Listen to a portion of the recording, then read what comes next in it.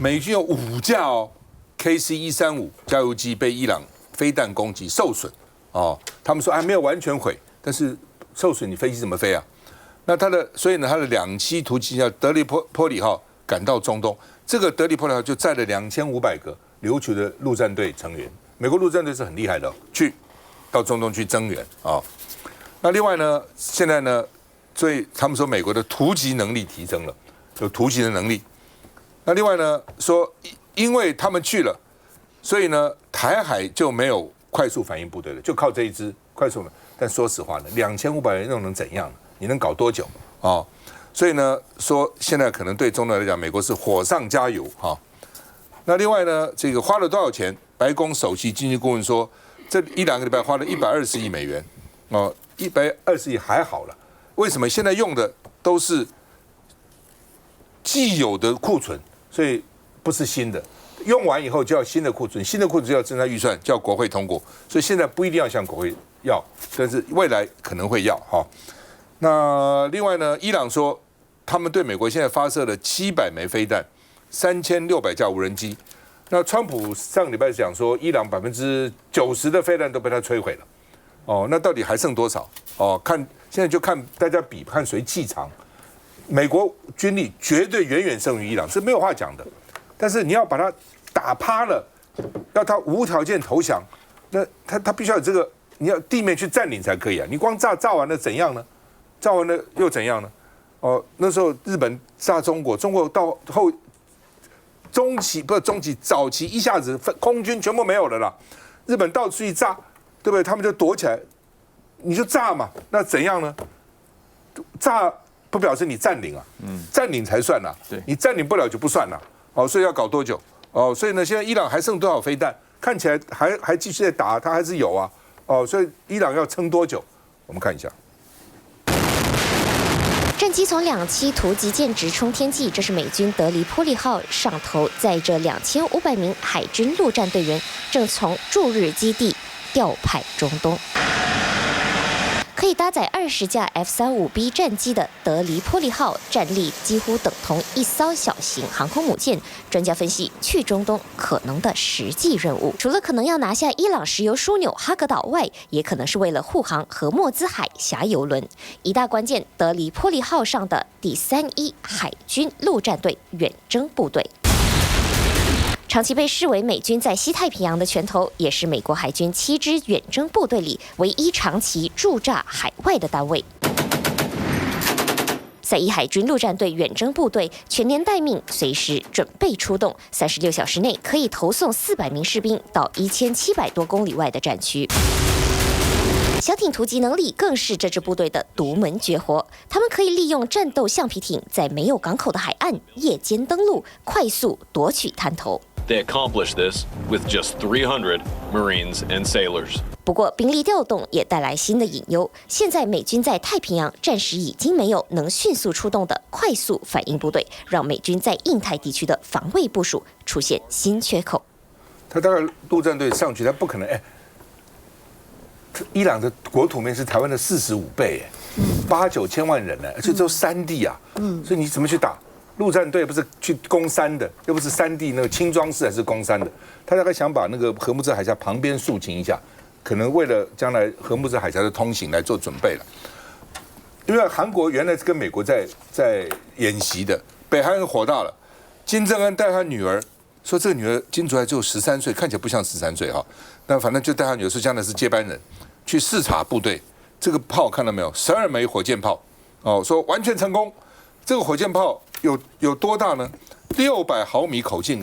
，600毫米是60公分，60公分一个拳头10公分，60公分口径很大的口径所以呢说精准命中，通通命中了金正恩亲自督导。那川普原来还说要跟金正恩希望能够对话，那金正恩用飞弹来回绝他，所以呢将来可能会面难度了，所以等于是浇川普的冷水也不太可能这个对话了所以呢，美军他抽调到中东去，北韩趁着这个时候来射飞弹射炮弹所以南韩说呢，韩国跟美国还是联合防御金正恩，你不要乱来。我们看一下。一发又一发往空中发射北韩官媒释出的新影片，场面超壮观。旁边还可以看到北韩领导人金正恩到现场视察，还带着他的女儿金主爱。 이에 대해 600mm 초정밀 다연장 방사포 타격 훈련을 실시한 거라고 북한 측이 오늘 보도했습니다. 根据北韩官方媒体报道，金正恩和女儿周六观看了多管火箭演习。金正恩表示，演习旨在展示战术核武的破坏力，并称这样的演习在未来将频繁举行，挑衅意味浓厚。因为现在正时值美国与南韩进行联合军演之际。 美国印太司令部事后在社群 X 发文称，已经获悉北韩飞弹发射，日本也密切关注。期间，川普才在白宫会见南韩总理金明熙。20分钟会谈中，川普表达对会见金正恩的兴趣，时间点可能落在3月底到4月初访中之际。接着，金正恩就大动作试射火箭，宛如向川普泼了一大盆冷水。来，季凯，刚刚大家看到画面，北韩发射那12枚那个火箭炮，它是可以挂那个核弹头的。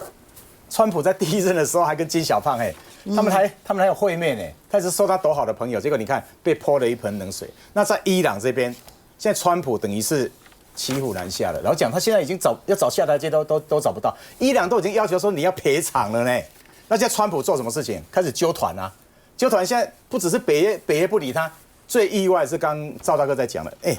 连日本都拒绝他了，连澳洲那么远的地方都出来拒绝了。现在纠团看起来完全是不行了。那为什么不行？因为荷木兹最窄的地方只有33公里，那地方布3枚水雷就好了。说水煤，刚刚那个有人在讲什么？一枚才1万2万块的那个美金，你那边就等于喉咙被掐住了。你进到那个荷木兹里面去，就等于是瓮中抓鳖。那这个屠宰场谁敢去啊？ 更现实一点讲啊，一共得结合中国一起去，中国的船还是可以通行啊。像伊朗就是印度跟中国的是可以通行，他干嘛跟你合作？所以刚刚他的外交部就清楚讲，就是说你现在威胁说什么川习会要延后，大家记不记得川习会是谁先开口的？川普吧，川普先开口的，讲了几次，后来才成的呢。而且你是要去那边拿订单的呢，红地毯铺好了，你是那边拿订单的呢。 是对你有利，不是对中国大陆对你比较有利。甚至他之前为了说要这个去北京，他连卖给我们这个金兽都开始要跟习近平都要谈了。结果你这么重要一个机会，你会往外推吗？可是老讲，我现在最关心的是什么？最关键的是对台湾的这个影响。这个事情再拖下去，美国不是只有石油涨，它的这个物价一定会涨，弄到后来一定是通膨嘛。通膨完了以后，它的那个消费就减少了。 那它很多地方是我们台湾在赚它的钱啊，连晶片可能那个买晶片可能都会减少很多物品都会减少弄到后来台湾整个经济就会受到影响。所以现在大家不是有看到什么川普骑虎难下，什么其中选举对美国影响，美国什么物价的问题，对台湾这个上如果再打下去的话，台湾我之前就讲了断气的这个问题。第二个，我们很多金融机构，特别是寿险公司我们去这个中东非常多的这个投资，让那边发生战乱，在再吵下去，它国际信评掉下来，我们那个投资整个那个获利整个都会减少，对台湾的经济也是有很大影响。接下来石油之后影响了我们的这个物价，像美国如果通膨的话，弄到后来我们整个台湾经济也会受到很大冲击，所以政府要赶快做好准备。来宾友，伊朗的外长其实有讲到有几个阶段不同的这个说法了前面几天他是讲说，美国跟以色列盟友的船通通不准通过就是美国跟以色列有邦交的通通不准通过。现在已经修正说法，剩下美国跟以色列的邮轮不能通过，其他都已经可以通过了印度的2艘通过了，希腊船也通过了。那前面刚好提到有几个国家为什么不愿意去配合？其实我觉得是因为伊朗外长居然已经把这个线划清了，意思就是如果你们这些国家只要不跟美国站在一起，你还是可以维持这个通行的无阻了那当然，他也展现出了一个很重要的能力，就是说他在过去几天他其实有的确针对某些邮轮的目标去做打击。那但是这些邮轮它并不在航行中被打击到的，它其实在一个固定设施的状态之下。我特别有去找一个图片就是说这几个事故，就是伊朗去封锁这些邮轮的这个情况来看，的确他有能力做到。但是我们的判断就是说，这个能力其实不是伊朗自己作为，背后还有中国跟以色列跟这个俄罗斯的支持所以其实现在某种程度上就是大家都在互相扯说，好，到底要怎么拖更多盟友下水，还是说我就是让你的盟友跟你没有关系，跟这件事情没有关系，把这些东西切离开来的时候，到底谁还能够真正看成是在这件事情上有共同利益的一群人？我觉得这个是目前看起来会让大家觉得比较复杂的点。那尤其是有个关键点美国自己虽然当然大家都讲说石油会这个会上涨，但是它其实是进出口国，它现在其实靠石油，它自己也赚了很多钱哈，所以不敢说它短期的确有些负面影响，但长期来讲一定是坏的吗？某种程度上，我甚至认为川普是不是趁着这个机会去制造自己美国的一些利多，我觉得也要看台湾可能的确会有面临一些风险，但是假设美国可以持续的出口的话，我觉得我们要付出比较多代价，但是不至于像大家想象那么严重。川普有讲啊，他说油价涨对他是好啊，对，他说因为美国有产油嘛，对。不过就是说物价了，就是物价到底要怎样物价这东西如果控制不了那美国就不可能降息那怎么降息呢？这川普知道人家降息，那现在怎么降？物价上涨怎么降息？那降息不是更糟吗？通货膨胀更厉害嘛。还有一点就是说这个川普以前前总统拜登是打群架的希望大家一起来谈。川普是不要，川普是单挑的，他认为我美国比较大，单挑你们输我，群架你们集合在一起，你们力量来跟我你一言我一语。所以川普一向是单挑不打群架，现在他叫大家打群架。那么这些国家就想，这次战争打到现在，美国最伤的是什么？不是钱啦，什么几十亿美金、100亿美金，对美国来这还好，信任，没有人信任他，大家不相信他的。之前关税，大家就不相信他的。再好，我跟你讲，再好的朋友翻脸不认人。所以为什么德国总理、英国首相一大堆都跑到中国大陆去，就想说你美国既然不可靠，我要找另外一个朋友。那现在再打这一仗，更不可靠了。你打个仗，你自己搞，把大家都拖下水，以后大家对美国不信任，就现在美国已经不是以前的美国，失掉信任，跟一个人一样，一个国家失掉信任，这是他最大的损失，最大的伤害。休息一下再回来。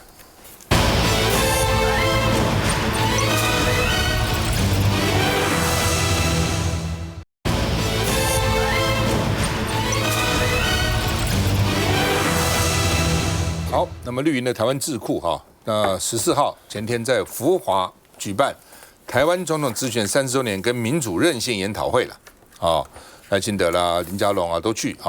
那赖清德致辞，他就说呢，总统直选代表台湾已经是一个主权独立的国家，民进党执政不会另外宣布台湾独立，在宪法上的名义叫中华民国，但是呢，跟中华人民共和国互不相隶属，台湾的前途呢是由2300万人决定跟大陆无关那另外呢，因为1996年开放总统直选，所以赖清德说这不是上天恩赐，也不是国民党的恩赐。那第一个表示主权在民第二个是表示呢这个民主台湾正大的里程碑第三个呢，台湾是主权独立的国家不管它名字叫中华民国还叫台湾共和国，不管叫什么名字中华民国、台湾或是台湾如果呢跟增修条文一起看。台湾中华民国就是一个具有新生命的国家，新的国家、新国家诞生了那这个赖清德这个话以后呢，央视就公布，大陆央视公布联合登陆抢滩演习画面给你看，人家独立对不对？我抢滩给你看把你打下来就这个意思了那另外呢，这个国台办说叫做台独自白，冥顽不化，把台湾推向战争那我们的外交部反击说，你们从来没有统治过台湾，中共。怎么说我们是台独自白呢？统治过我们吗？那如果会回呛说这是大陆对普世民主价值的恐惧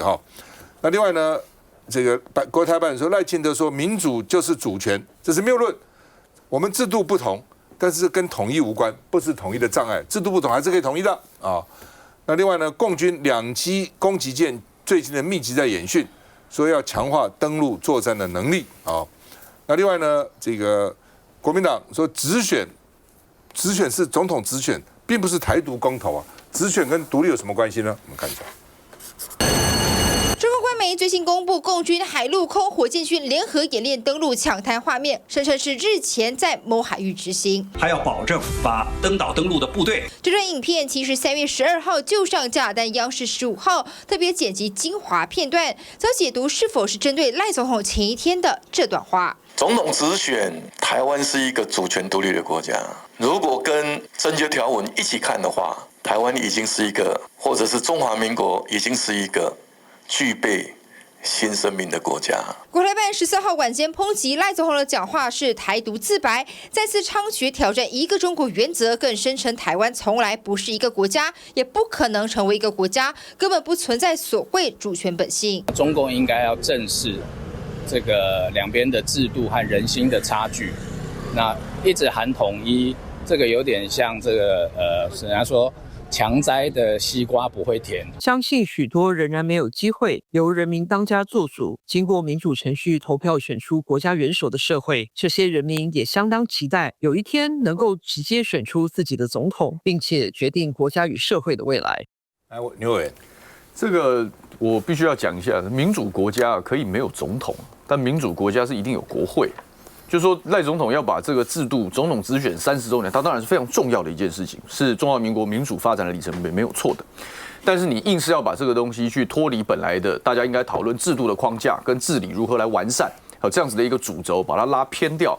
所有的事情凡事都要往民主主义、往意识形态方面去扯的话，那它其实是有失总统的高度嘛。你今天谈台湾总统直选30年如何的深化民主？我们在总统直选之后，历经了各式各样的，有基本上全面掌握席次的，也有各式各样的朝小野大，好，来怎么样来因应各式各样的状况跟国际局势，这个才是人民想要从总统的嘴巴里面听出来有高度、有格局的话嘛。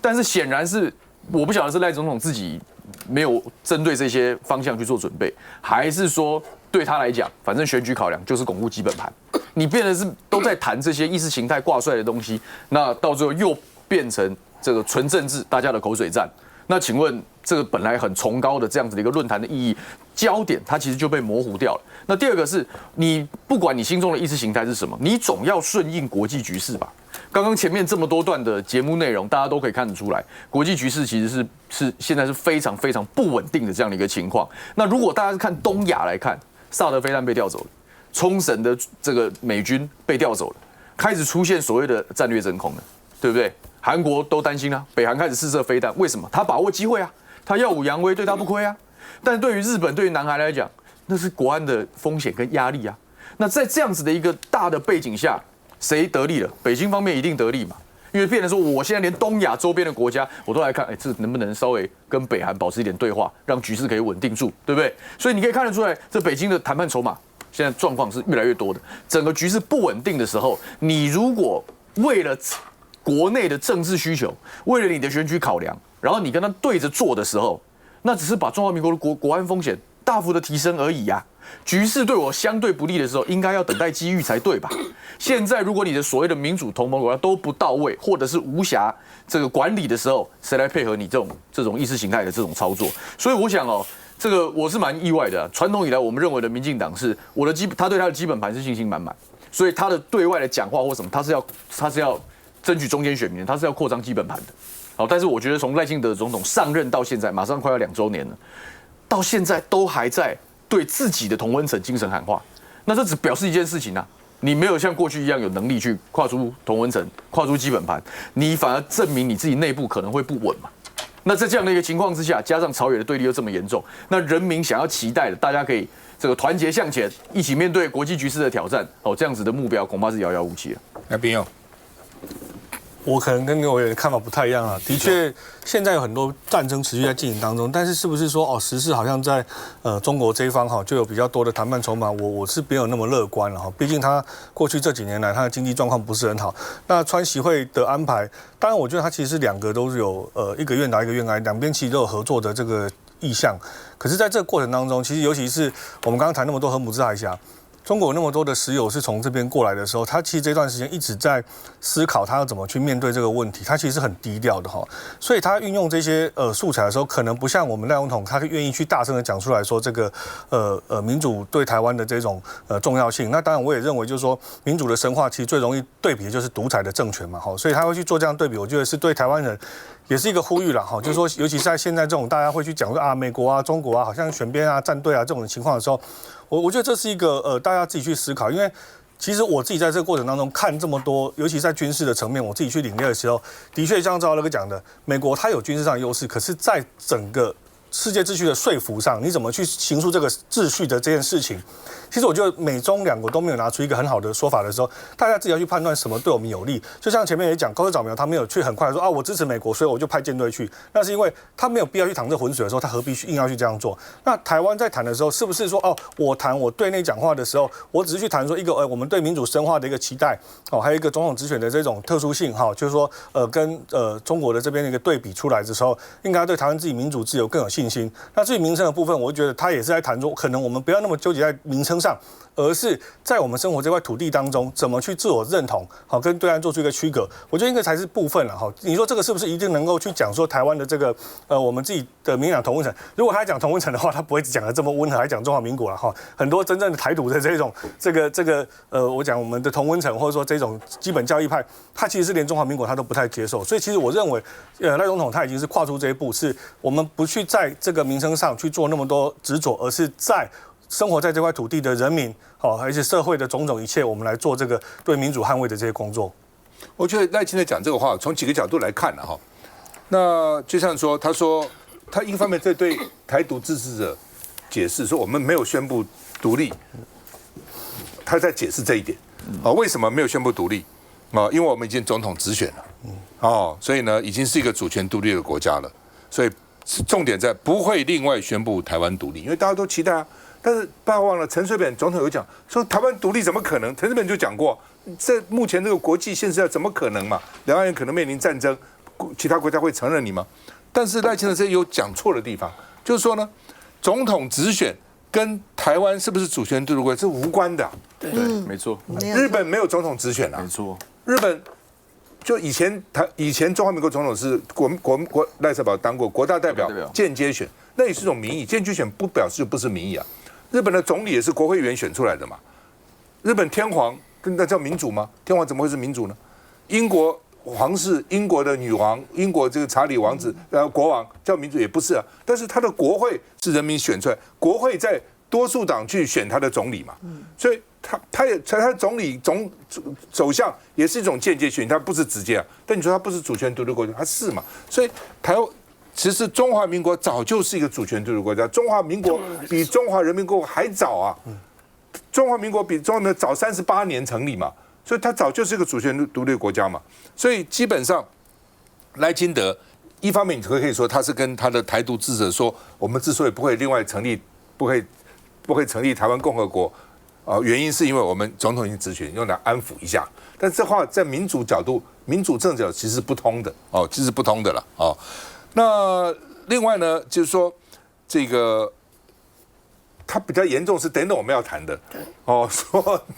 国民党到台湾比日本人还到台湾不如，这个比较争议。这个只是好吧，你内部讲话，随便你怎么讲了老共满不满意是另外一回事情。但他的意思是说，我们不会再独立了，不会再宣布独立了因为我们已经不需要，我们总统已经直选了。但是从民主角度，总统直选跟你这个国家是不是个主权独立国家是两回事情了。需要再回来。